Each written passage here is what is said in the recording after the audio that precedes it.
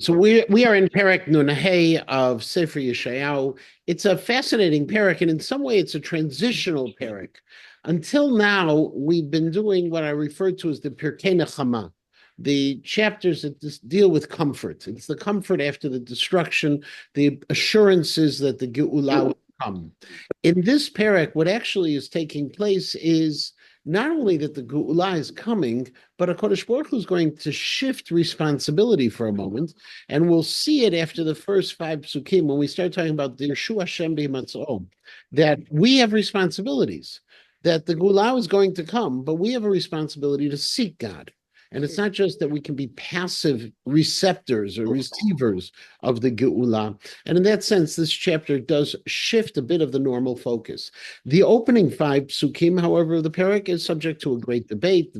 On the one hand, you have the Radak, the Ibn Ezra, and others who take that it's a call to the nations of the world following Armageddon, following the battle of Gog and Magog, that they should start learning Torah. They should start learning the wisdom that the Jewish people have to be able to share with the rest of the world. Whereas the Abarbanel and many of the modern Meforshim, Dr. Mikra and others say, no, that's actually a call to the Jews who have not been well educated, the Amei Haaretz, the other people who need to understand better. Now, at the time of Geulah is your opportunity. Take that opportunity, learn Torah, and come forward. And so Pasuk Aleph starts out with the call, the word hoy. Now, the word hoy, Rashi says it's a kriyah, zimun, and a kibbutz. It is a call to people, it is inviting them, and it's gathering them all in the same time. Okay, I don't know what the equivalent would be in English, even though they do translate it, but to have such a powerful one-word statement that brings everybody together and gets them all ready. Hoy called samel l'chulamayim, anyone who's thirsty, come to the water. The water is one of the many metaphors used for Torah. V'asher ein lo kasef l'chush shivru ve'echolu. Okay, come and you can buy and you can eat. U'lechush shivru b'lo chesef u'v'lo mechir yain v'chalav. And you, without any money, you can go ahead and you can gather, you can buy, you can acquire both water and milk. This obviously is a poetic form of saying, come to learn Torah. And Torah is something that doesn't cost. Torah is available and accessible to all. And even if you feel you don't have the kesef, in this kind of kes, what would be the concept of kesef? Kesef could be you don't have the ability, you don't think you have the opportunity for it. It's available for you in every single way. The Radak says that what we need to remember, these two liquids that are mentioned at the end, yayin and chalav. Yayin and chalav, we have mayim, we have yayin and chalav, we have liquids which are all used as metaphors for Torah. Water being the basic need of life. When it comes to the question of yayin, says the Radak, why would Torah be compared to wine? Because wine is something that causes people to be happy. It is misameach et halev, also Torah does, and chalav is something that's basic sustenance for the children, for babies. Okay, and it provides their ability to exist. So too, says the Radak, does Torah provide the opportunity for the neshama to exist? Yeah. Why are we dealing with that summation here? Because according to this machloket, let's take for a moment the Radak the Ibn Ezra.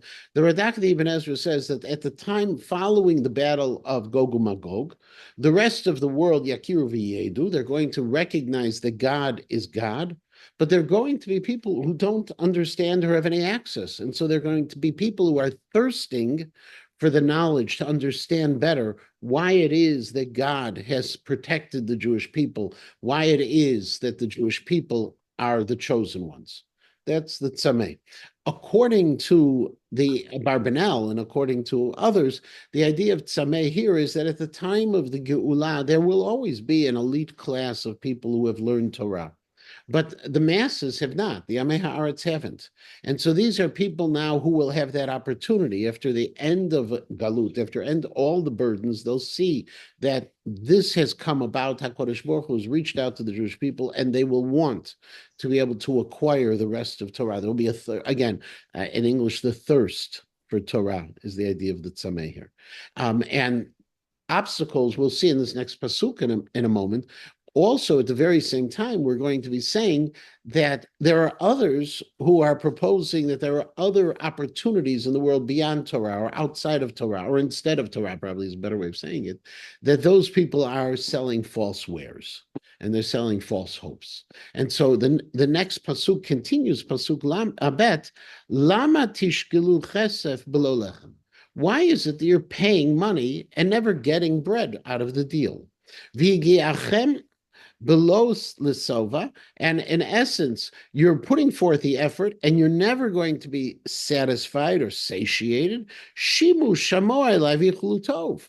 Listen to me, says the Navi, and you will eat well. V'tit anag b'deshen nafshechem, and you're going to rejoice or enjoy with abundant satisfaction. Deshen, in the simplest explanation, as the Mitzudat Zion says, is shuman, is fat. It's going to be something that's really great. Now, what is happening here? So again, it's a fascinating piece because the Ibn Ezra says that what's happening here is, what do you mean? Why are you paying money for something that's not going to give you satisfaction? What are you paying for?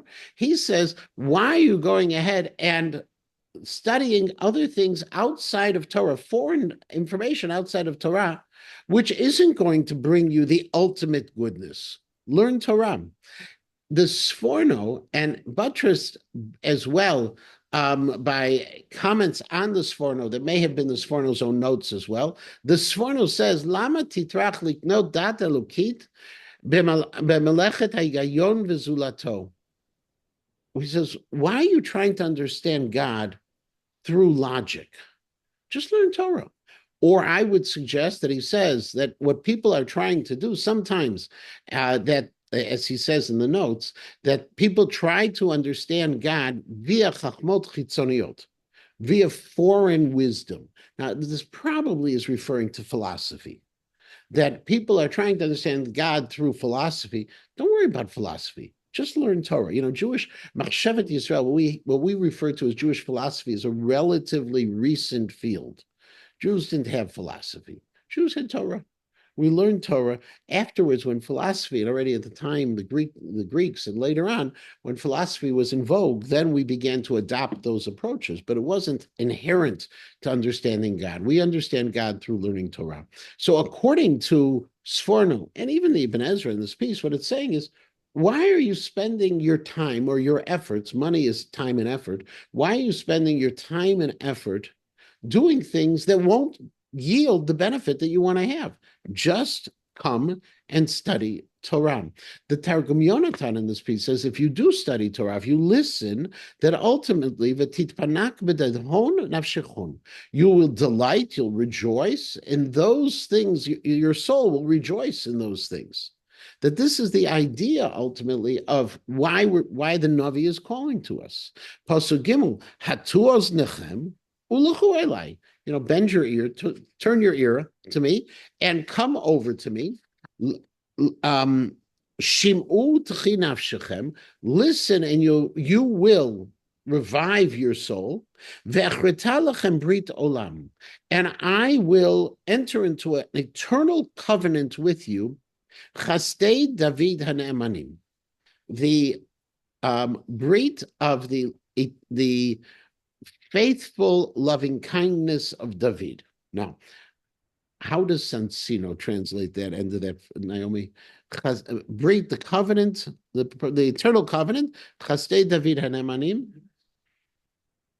Make an eternal, everlasting covenant with you. What does he do with David? Does he use the word David? Yeah, this says the enduring kindness, and in parentheses, promise to David. Promise to David, and what does that have? Even the sure mercies of David. Okay, the sure mercies of David. So this idea of David hane'emanim is a little complicated. So the Radak says that just like God's kindness with David still exists, meaning that there is going to be a promise of eternal monarchy, that too will be God's kindness to the Jewish people. In other words, David's chesed, the chesed of Hashem to David, will be the paradigm for the chesed of Hashem to the Jewish people. Shadal takes it a little bit differently, and this is actually, Rav Schwab also says something very similar to this. He says that the covenant that God is promising the Jewish people right now is not a new covenant. It's not a Brit Chadasha, but rather it's the covenant that I've always promised to David HaMelech. The Ibn Ezra says, what is it? Leolam eshmor lo chasdi, like it says in Tehillim. That HaKadosh Baruch Hu says that God's chesed is always going to be extended to the Jewish people. That's in Perek Peitet of Tehillim. Rav Schwab says that maybe it's referring to the covenant that was made with David at the time of the building of the first Beit HaMikdash. V'chasti lo yasur mimenu. Okay, Hashem says, my chesed will never be removed from David HaMelech. Kasher isarti me'im Shaul asher isarti milfanecha. Like, unfortunately, the chesed that had to be removed from Shaul, who was removed from before you. V'ne'eman beitcha u'mamlachtecha ad olam. Your people, your house, the house of David, and your monarchy is going to be faithful forever. Now, Ne'eman in this case doesn't really mean faithful, but really rather means kayam. It's going to exist forever. Lefanecha kisachai nachon leolam. That this is a promise of Malchut Beit David. What is the promise of Malchut Beit David? It's the promise of Mashiach. We believe that Mashiach will be from the Malchut Beit David, and based here in Sefer Shmuel Bet, and therefore it is, I'm going to enter into a covenant with you, the eternal covenant. What's the covenant? The covenant of Mashiach, that the Mashiach will redeem you. Interestingly, in Sefer Yechezkel, David is actually the name of Mashiach, and it's found in Yechezkel. So it could be that this is not talking about David HaMelech number one, but the ultimate David HaMelech, who's going to be the Melech HaMashiach as well. Hein, and therefore, Eid le'umim netativ, I have given him as a witness to the nations. Nagidu mitzaveh le'umim, I've made him a ruler and a commander to the nations. Now, who's the he? The he would be the Melech HaMashiach, the one who is redeeming and saving us. But the word aid, okay, the Ibn Ezra says it clearly. Ein aid zeh HaMashiach. But it says straight out. The Radak says it's the Melech HaMashiach. But what's the role of the Melech HaMashiach? The Melech HaMashiach is going to be warning, and he's going to be witnessing. Witnessing is not just necessarily a passive action, and that's where the Radak is coming from. To witness something can be both a passive action, I see what's happening, but rather it can also be the person who is going to see and be the source of testimony. It can be the person who could actually, bear witness to something in that case. Shadal again introduces something fascinating. If you look the words le'umim in this pasuk, okay, the first time the word le'umim is spelled, it's spelled malay, lamed aleph vav mem yud mem. And the second time it's spelled chaser, lamed aleph mem yud mem. Shadal suggests that there actually may be two different meanings of this word. That the first meaning, le'umim, comes from the shoresh le'um, which means to unite. But the second le'umim might come from the shoresh of imem, aleph mem mem. Aleph mem mem is to dim, D-I-M. And the way, if that is true, and he doesn't say he says it may be this possibility, because he's trying to account for why that same word is spelled two different ways in a single pasuk. And so he suggests that I have given him, okay, the way you translate it, I've made the Mashiach, the Melech Mashiach, over those united peoples, the other nations of the world, and I made him a ruler and a commander over those whose power has been dimmed. Okay, they no longer, the nations that oppressed us no longer are shining brightly, but rather they're diminished in this kind of case. Hein goy lo tedat tikra. For the nation who did not know you, you will call, or you do not know, you will call. V'goy lo yida'ucha, and the nation which you didn't know, elecha yarutzu, they're going to come running to you. What does that mean? Again, that when following in the previous pasuk, when you're going to be ruling in the world, you're going to be commanding in the world, that at that point in the time, people, the other nations, you're going, if you need them, they're going to come right to you, even if you don't have a relationship with them. And not just that, even if they didn't know you in the past, they're going to run to serve you. Why? Because ultimately, Leman Hashem Elokecha v'likdosh Yisrael ki pe'arach. Because it was due to HaKadosh Baruch Hu, the sanctity of Israel, who has glorified you, for he has glorified you. Says the Radak, Minatan L'cha Zat Tiferet, who's the one who gave you this glory? Hashem Elokecha. In other words, the rest of the nations of the world at the time of the Mashiach following Armageddon, or the time of the Geulah, the rest of the nations of the world are going to be running towards the Jewish people to help the Jewish people. Rav Schwab actually goes back to the original piece, which I didn't see in some of the other Meforshim. He talks about the fact that, remember, we started this section, the first 5 psukim, really started with Hoi Kol Tzameh, anyone who thirsts for Torah. So what is this running and what is this coming? This is the nations of the world coming to the Jewish people to learn from us. That this is that fulfillment. God said, come to us. And now we're going to see at this time they're going to be running to us, people we never imagined. Now, I'm not suggesting that this is the fulfillment of this section, but if you think about like the Koreans with their fascination with Gemara, okay, that they have the fascination with Gemara. And you find this, by the way, very often.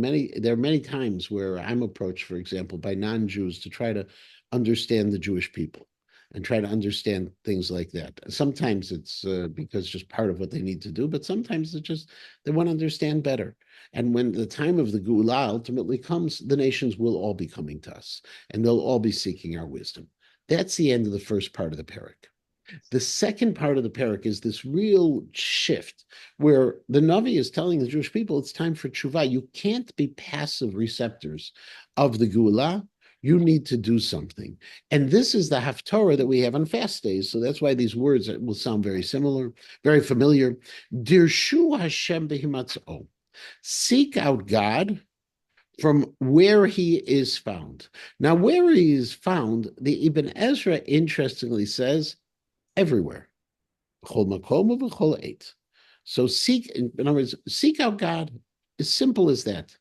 But the Maharikra and Rashi and the Mitzudat David all seem to suggest Pimatzo, this is a call, according to them, prior to the destruction of the Beit HaMikdash. Fine, God is there. Okay, the Maharikra says this is, well, the Beit HaMikdash is still around. This is before the Galut. This is when God is still in your midst. Don't miss this opportunity. Whereas the first part of that parak was really a continuation of previous prophecies. It was talking about the ultimate Geulah at the time of Mashiach. This now shifts the time frame to a time before Galut and says, before you even go to Bavel, find God wherever he is. Find God in the Beit HaMikdash. Go back. We have access to God. Kira'uhu bioto karov. Call out to him because he's close. Now, the Mitzudat David says this is, a parallelism piece, but the kira'uhu is a little bit different.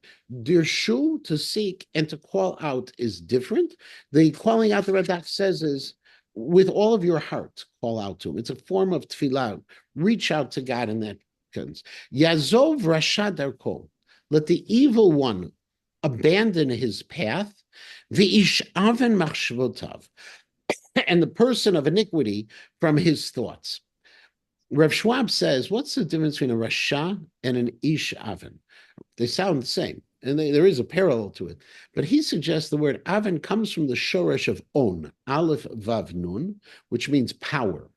And as a result, the way he explains it is, the wicked person should abandon his path, and the person who has misused his thoughts. Now here, what we're saying is there's two pieces, okay? Not only is there a question of action. A derech is the way you behave, but also even the way you think. The cry is to the people who are Rishonim, stop doing, stop thinking, stop even plotting your evil ways, but come back to HaKadosh Baruch Hu, which the Malbim says is this extraordinary promise. Because we're telling even Rishonim, this is not a gift that we were talking about before, the Amei Haaretz come learn Torah. This is a gift that's being given to the Rishonim that they can do tshuva, v'yashov el Hashem, come back to God v'yirachameu, and He will have mercy on you. Ve'el ki arbel yisloach, and to God, because He has great forgiveness. The Malbim points out, obviously, sounds parallel, but we use two different names for God. Hashem, the first part, ve'yashov el Hashem v'yirachameu. If you recognize that God is the creator of the world, the all-powerful, then come back to God.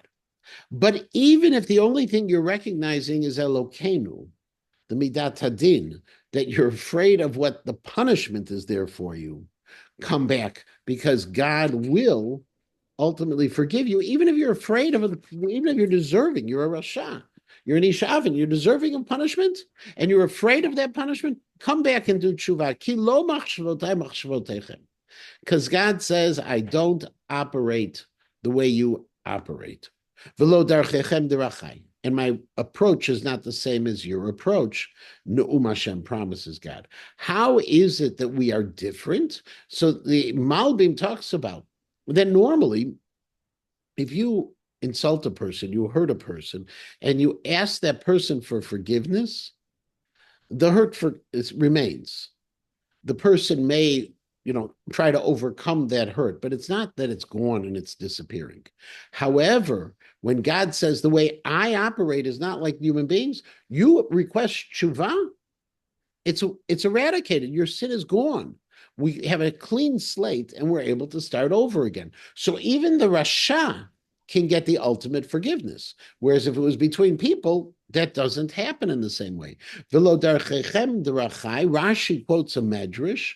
Okay, says very simply, the way courts work are very different. The approach of the heavenly court versus the approach of a human court.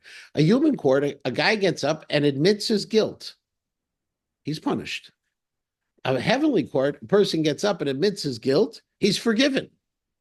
So the approach of God is totally different. Don't try to put on God the way human beings operate. Okay? Or as Rashi says, you want to rebel against me? I'm giving you the opportunity to do tshuva, despite your desires before. Ki gavu shamayim me'aretz. Just as the heavens are high above the land, kein gavu drachai midarchechem. This is the mashal, says the Ibn Ezra. You want to know how different things are between the heavenly court and the earth court? Very simply, just as the heavens are so far away from the earth, that's how far away my approach is from your approach. That's how far away my thoughts are from your thoughts. We are on different planes entirely. Did you come across anything that, because it seems split the order in these two should be Dachem, Machshotem? I haven't come across. I didn't see anything there, and I'm not sure it is in the sense of it takes, especially Ibn Ezra. The Ibn Ezra just says this is really just an expansion of the previous piece. And for those who are accountants, there are two different ways we go from one piece to the next. There's either LIFO or FIFO. Okay, last in, first out, or first in, first out. It's how you do accounting on inventories. And so it could be a simple literary purpose sometimes. The last thing you mention is the first thing you start up with afterwards, and then you go to the first thing that was mentioned, and sometimes you keep in the same order. And my guess is it's probably that. Ki kasher yered hageshem ve'asheleg min hashamayim, just as the rain and the snow come from the heavens, v'shama lo yashuv, and it will never go back to the heavens. In other words, rain, snow comes down onto the ground, says Rashi, and it impacts for good on the world. Okay, it doesn't just go out without accomplishing something. Ki im hirva ta'aretz, it's going to satiate, it's going to make the land better. V'holida v'hitzmicha, and it will allow the land to give birth to plant life and to blossom. V'natan zera lezorea, giving seeds to the one who plants, v'lechem le'ochel, and bread to the one who eats. Now, the Radak has an interesting piece here. The Radak says, I understand lechem le'ochel, just like the heavens give out the rain, and the rain provides for the earth to be able to blossom and for things to grow, and ultimately gives lechem le'ochel. What is zera le'zorea? It gives the seed to the planter. The seed to the planter is an indication, explains Radak, not just that when rain and snow, when the moisture comes from the heavens, that it provides for the earth, but it provides not just for now, but for the future as well. It provides the seed so that next year you'll be able to plant even more. So God says that's the same way that my actions, which I'm speaking of, will occur. Lo yashuv elei rekam. It's not going to be just empty words, Rashi says. It's going to, what I'm promising you will be good for you. The Ibn Ezra says, I'm going to fulfill all those things I'm promising.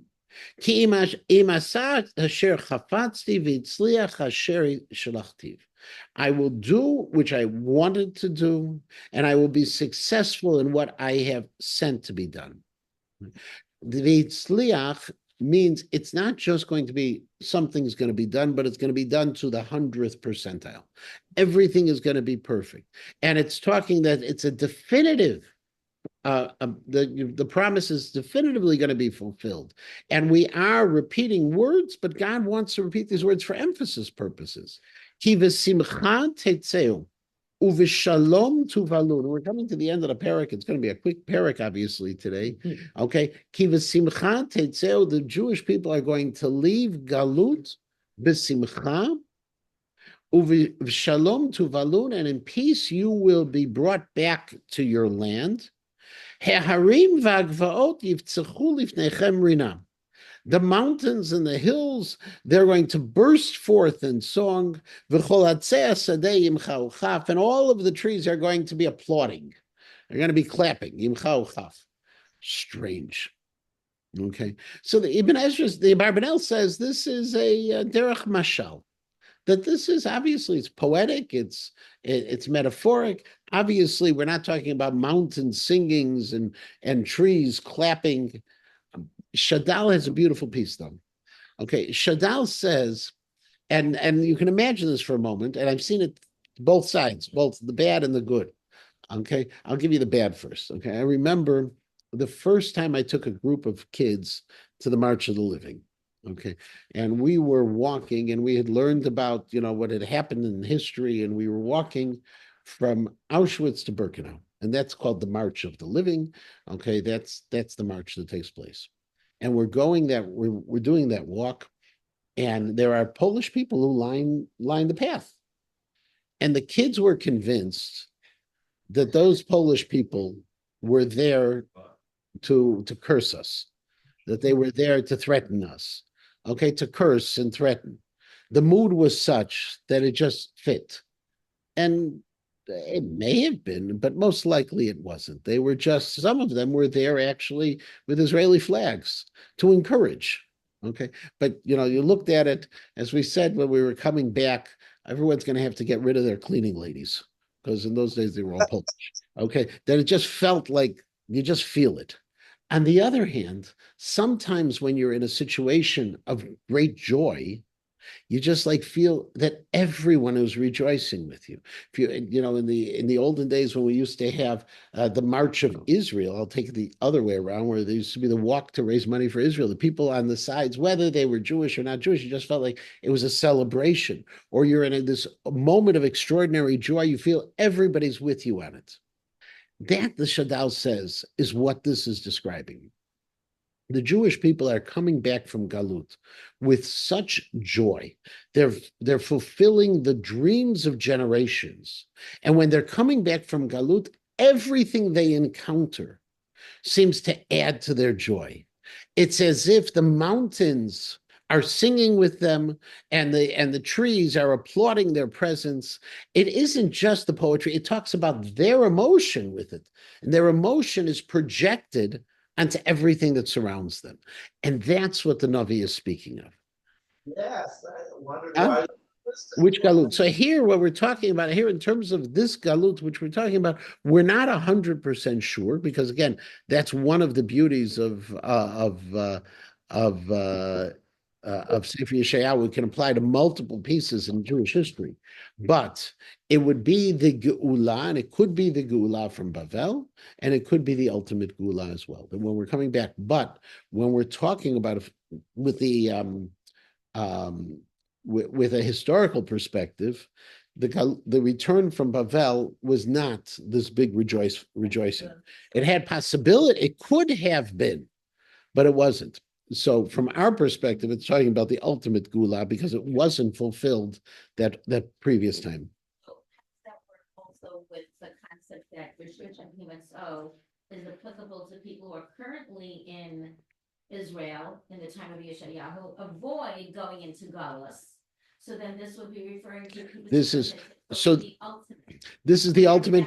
Whenever that comes, this is the third piece or the third scene of this parak. The first one, seek Torah. The second one, seek God, and the third one, rejoice. You're promised this joyful geula redemption that's going to occur. Even if you end up staying in the land. Well, no, because here it says b'shalom tu valun. It has to be a return from the galut, because otherwise, how are you being brought back to the land? He says, seek it, but it's going to happen. But we know it's going to happen. Sure. God, right. Tachat hana'atzutz ya'aleh v'rosh.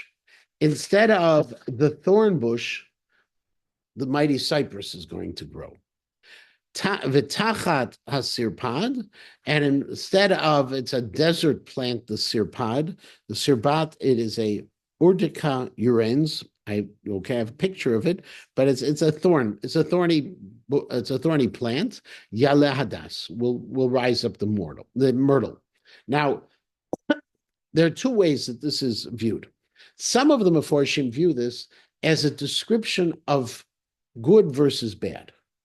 That it's a description of had been the thorns was the galut, and the cypress and the myrtle is the geula. So the Marikra says, Tachat ra'ah umakah, that in place of the evil and the oppression, titzmach lechem bracha, you will have blessing. Targum Yonatan says, Chalaf rishaya v'chalaf chayvaya. Okay, that the wicked will pass and the guilty will pass. Yitkimun dechali chatam. Okay, and to ensure the fear, there will be a fear of sin. Okay, that things bad will disappear and in place will be good. That's one way of saying it. The Radak, however, says no. This is talking about the desert blooming. This is talking where you had thorns and you had thistles and you had all these terrible plants that don't do you any good. All of a sudden, these beautiful things are going to be growing. It's talking about a rebirth of the land at the time of the Geulah.